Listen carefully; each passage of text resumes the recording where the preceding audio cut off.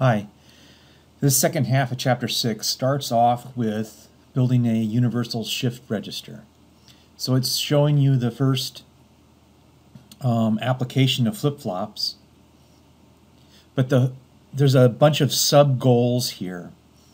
One is to see how you chop a large problem up into small problems and see how the adding of remembering or memory increases the functionality of the circuit.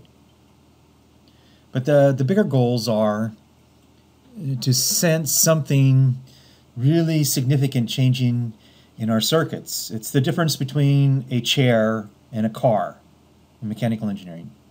A chair, yeah, as human beings we can pick it up and move it, but once we're done it just sits there. It doesn't roll down a hill, we can't put a motor in it, that kind of a thing. This is that big change between writing a program that just executes one line at a time without any loops. Here we're adding loops. So I've given you two analogies. We start off with a homework problem from Chapter 5 on the shift register. I shot a video of it, and there's a circuit and logicism associated with it. So we're going to compare this flip-flop circuit with the Chapter 5 circuit. So here we have a circuit that on the clock pulse everything shifts right. So what is the difference between this one and the Chapter 5 circuit? Here the inputs are coming in serially, one at a time.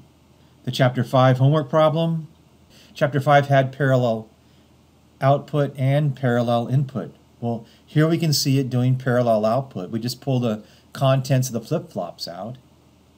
And here we can see it loading data in parallelly, so that's parallel input.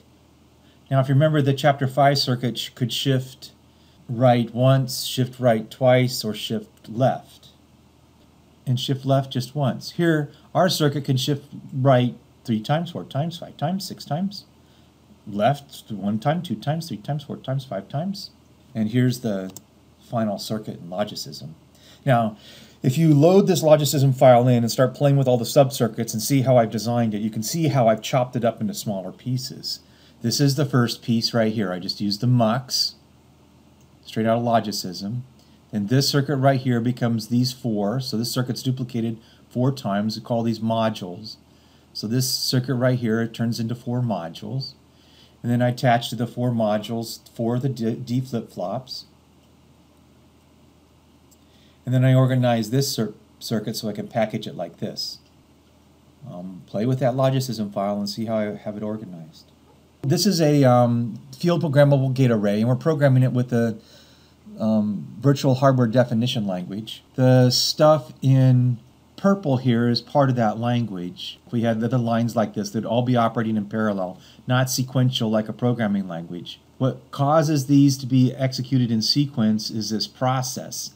This process creates flip-flops. So this if structure right here creates the flip-flops that we're talking about.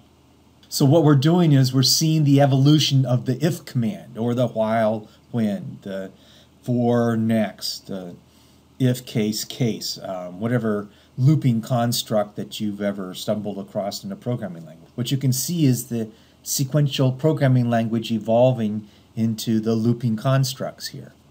The looping constructs have memory. Now, moving from stuff that's stationary in Chapter 5, like a chair, to something that moves on its own, that has independence from us as a human being. We can let it go. We can let the car go and roll down the hill. We can attach a clock to this circuit, start clocking, and it'll sit there and just start shifting. And we can see the 3 previous bits at all times. So we created something that's much richer, something that can move through time and have its own memory. And we can predict its behavior, like we can predict where the missile's going to go.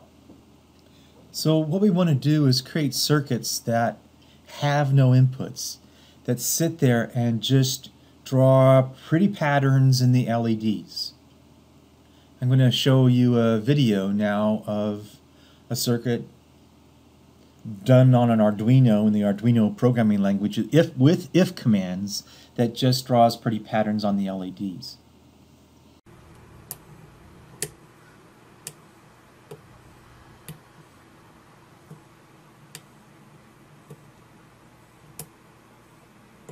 The next 10 circuits in the book are just playing with LEDs and making patterns in them. Here's how we think about them. They're just counting. They're counting state 1, state 2, state 3, state 4, state M. Now you could think of a really simple pattern with the LEDs. LED 1's on, all the rest are off. Then LED 2's on, and all the rest are off. Then LED 3's on, and all the rest are off. But we can make it more complicated. We can make state 1 have 2 LEDs on, and state 2 have the other pair of LEDs on, and state 3 have nothing on, and state 4, etc. Now there's some limitations to this circuit, and some limitations to the patterns of LEDs we can make. But pretty much you just can't repeat the same pattern with 2 states. In Chapter 7 we will be able to repeat the same pattern. So let's just browse through these. So here's the pattern of the LEDs. They're all off. One's on, this one's on, so it's just counting. And then by adding these AND gates, we can get the slowest step counting down to about 7 clicks of the blue circle moving through logicism. So play with the blue circle through logicism to see how we're reducing the flicker. Here's another variation. And here the outputs all change at once. The next 5 clicks, depending upon what state we're changing from, how many bits are changing, it could be 5 clicks. This is gating the input. So we've got a parallel load situation right here. Here we've got a 4-bit counter that counts up to 10. So when it gets to 1 plus 8 equals 9, so when it gets to the 8 and the 1 having a 9, then on the next clock pulse it resets to 0. So this counts up to 10. Download these circuits and play with them. Just figure out how they work. And here we're using a carry mechanism to change this from a counter that counts up to 16 to a counter that counts up to 256. And here we've got a pattern going. We're not really counting. So it's just scrolling these ones across one at a time. And here we've got a 1, and then it fills up with 1s, and then the zeros start coming back, and that's done by feeding the negative output of this last flip-flop back to our input. So these are the kinds of things that we can do with flip-flops that we can't even imagine doing with a Chapter 5 circuit. We just sit there and let it roll down the hill, like a car rolling down the hill. So here's where we stop.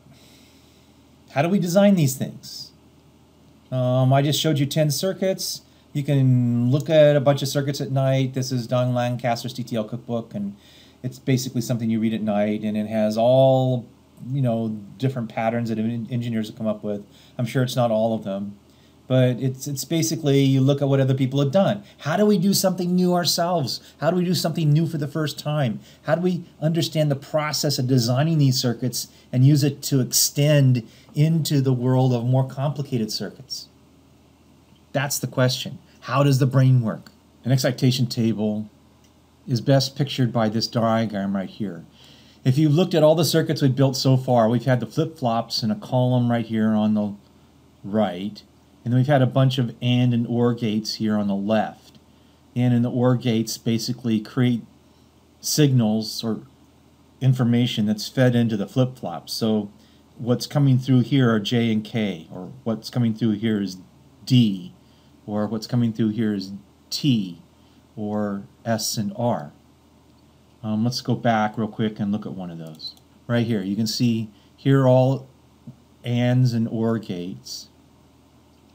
And their sole goal is to create inputs here to the J and the Ks. And here are our flip-flops. So this is combinatory. So this is combinatory. And this is our logic, or our memory, that's clocked. So this is how we design circuits. We think about this model right here. Now sometimes it's drawn sideways like this, where the combinatory logic's on the bottom and the flip-flops are on the top and the output comes out the top. But you can see that there's another feedback loop going on.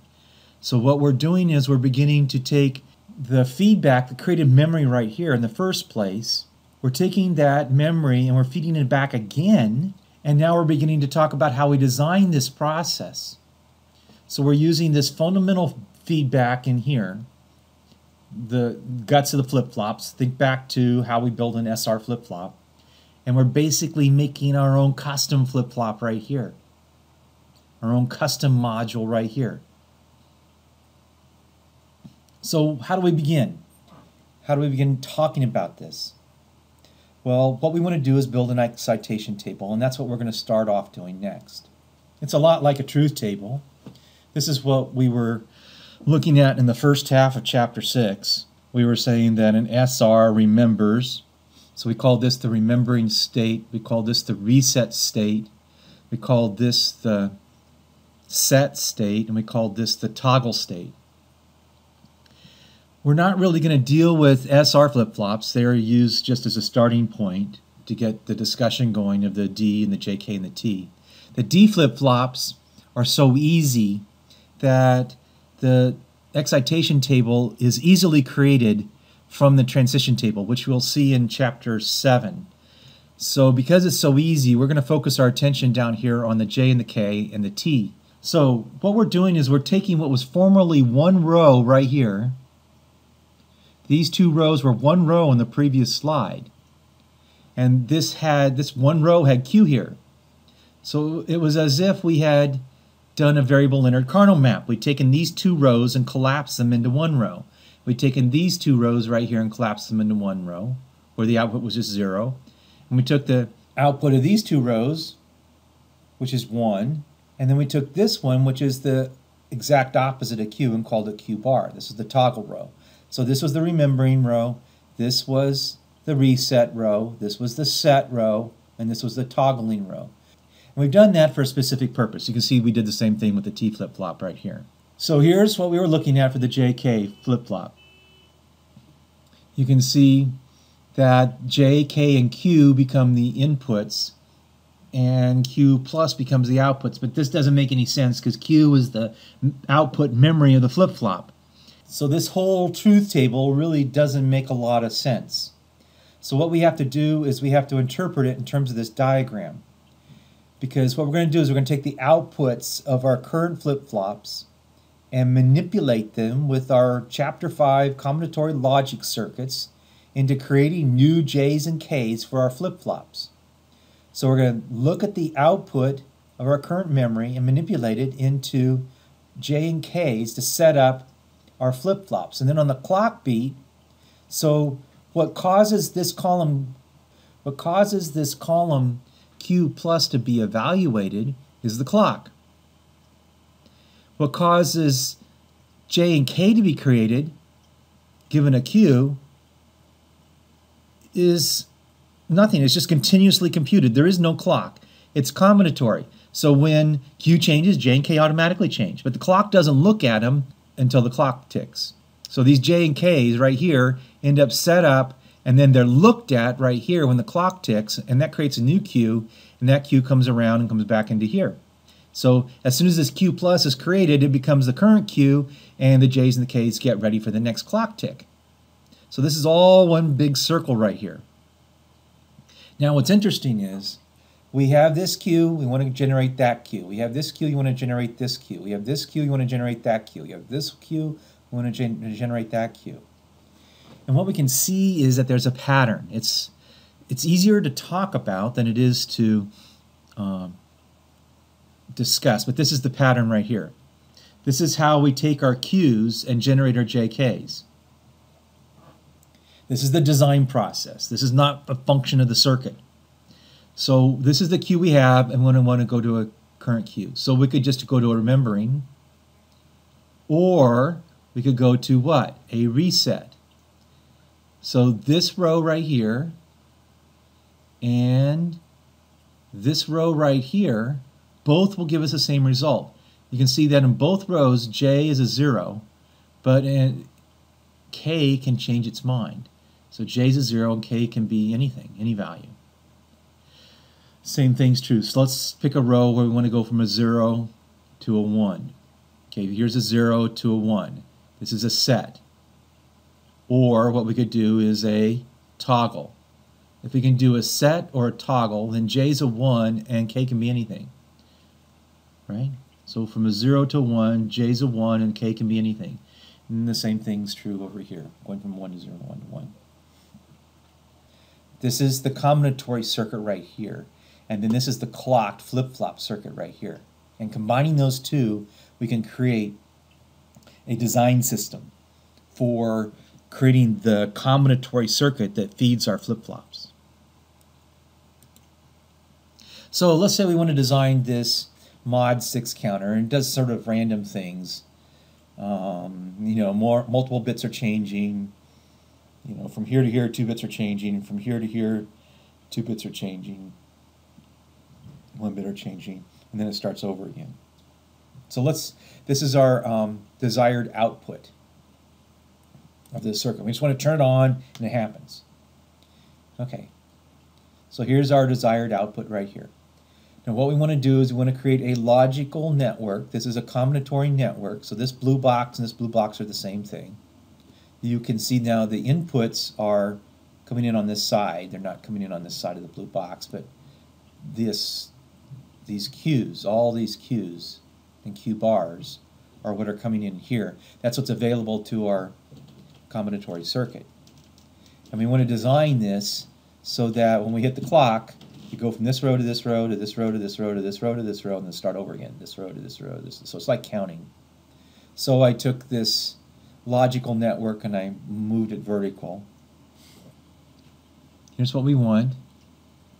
We want to go from one row to the next. So we want to go from this row to this row. So we want to go, this row is right here, and then this row is our next row. And then when we get down to the bottom right here, we want to go to the start over again right there. So our present state is the outputs of the flip-flops. They become our inputs to our logical network. And then we want to design J1, K1, J2, K2, J3, K3, J1, K1, J2, K2, J3, K3.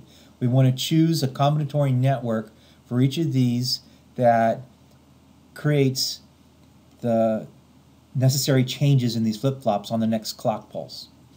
So when we hit the clock, we move from here to here. So we're zigzagging. We move from here, clock hits, we move from here, then here rapidly. Clock hits, we move from here, then to here rapidly. Clock hits, we move from here to here, and we move down to this row rapidly. So we're moving one row to the next. And then we get to this last row, we move up to here, right, and start over again. So the question is, what are these columns of J1, K2, K3? Okay, so what we do is we use this table right here. Q1 is changing to 0 to 0. So 0 to 0, J1 would be a 0, and K would be a dash. Q2 is changing from a 0 to a 1. So J2 would be a 1, and K2 would be a dash. So you can see here I filled out this table. Let's just randomly check something.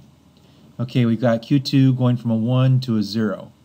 So that could be a reset, or it could be a toggle. So it could be a reset would cause this change, or a toggle of a 1 to a 0 could cause this change. So a reset's a 0, 1, a toggle's a 1, 1, so J doesn't matter and K has to be a 1. So J doesn't matter and K has to be a 1. Okay, so I just randomly spot checked and it worked. And you can see the self-talk I'm going through. Okay, so this is our excitation table. And from this, we can build this logical circuit network. These are just outputs. J and K are outputs. J2, K2 are outputs of our network. Our inputs are our Qs. The Q pluses just momentarily exist. So they're going to disappear when we go to our truth tables. So here's our desired output. We can see that reflected here in our present state. Our next state drives us in a zigzag fashion when the clock ticks down to this row. So the Q plus state never really exists. But we think of it as existing inside the setup. So J1, K2, J2, these JKs set up this Q1, these next Qs. So when these are present in the wires here, these 6 wires in here, this arrow represents 6 wires in this particular circuit, they're going to cause this to happen when the clock hits. And then immediately when the clock hits, then this is going to be our output. So if we were at a 0, 0, then we're going to go to a 0, 1, 0.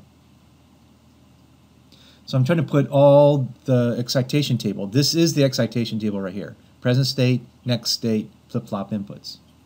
This is the excitation table. But I'm trying to put it in the context of this drawing right here that shows the feedback loops. Okay, so all we're looking at then is a combinatory circuit like chapter 5, where we have our present state and we have 6 outputs. So we have 6 truth tables, 6 Carnot maps right here. We have 3 inputs for each of these that are available. And you can see that in only one case is there an AND gate, right here.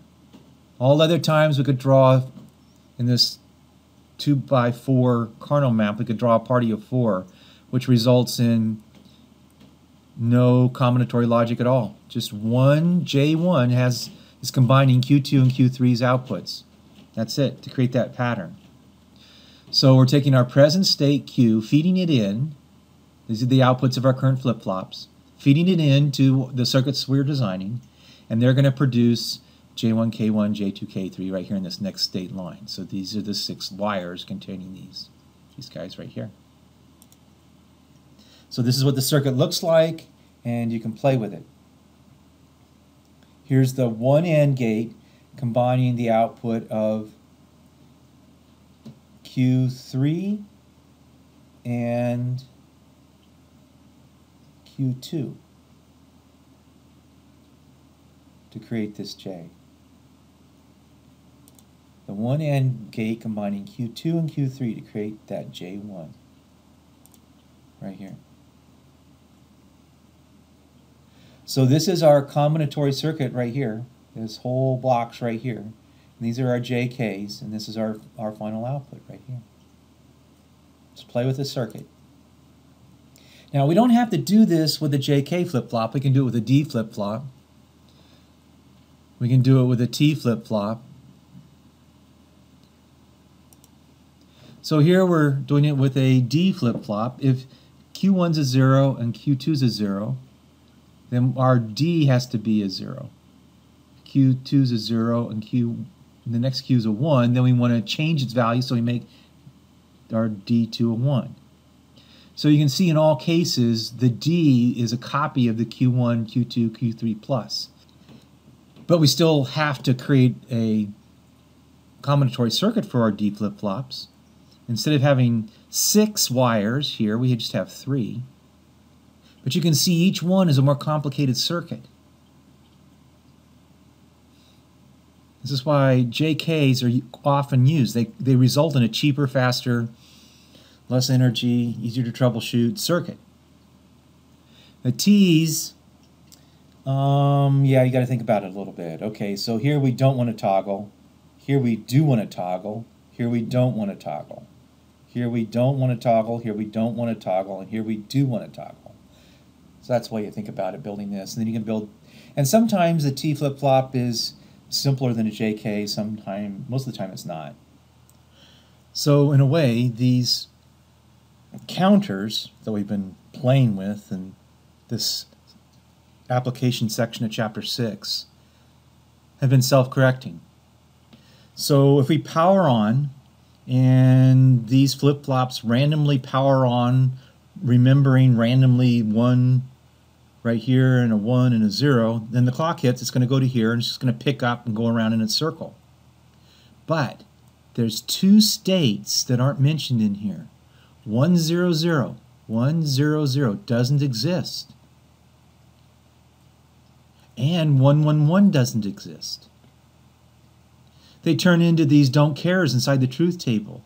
So how do all these don't cares that we've chosen to be ones here and here and here, here, here, here, how do those ones that we've chosen to be, these don't cares that we've chosen to be 1, how do they influence what happens when we power on to one of these states? What happens if we build it out of D's or T's or SR flip-flops? How does that change what happens? If they power on to 1, 0, 0, what could happen? It just go to itself over and over and over again. Never get into this loop right here. Presentation to the engineering seminar one year was a fellow who designed circuits for torpedoes. And The torpedo, if you know, is pushed out of a submarine by compressed air. And then once it gets away from the sub, it's supposed to power on, find the sub, and drive itself away from the sub. If it doesn't power on, the sub could hit it. If it powers on in the wrong state, it could turn around and come back and hit the sub. So when that torpedo powers on, the initial state's very, very important. And this particular torpedo, the engineers hadn't done this analysis to figure out what happens when these unused states are powered into, when the circuit powers on. And they didn't correct for it, and about 1 out of every 1,000 times, it would power on to the wrong state. And during testing, they never checked, they never discovered this. And the company that built the circuit did extensive testing. It was the Army's engineers that did more detailed testing, because they don't want to lose a sub, that found the problem. So let's call this the submarine problem. So how do we deal with it? Well, this leads into the next big design mechanism that we need to go through. This is actually what happens. If you get the circuit up and play with it, you'll see that if you power on to 111, it'll jump back into the loop here and go on around. And if you power on to 100, it'll jump back into the loop here and power on. You know, and so it'll recover from powering on to the wrong state. But this is an interesting question. And right now, all we can do to test it is to build the circuit. We'd like to have some kind of mechanism that shows up inside of our design process that points this out when it's a problem. You're going to have 2 homework problems on this, so get ready.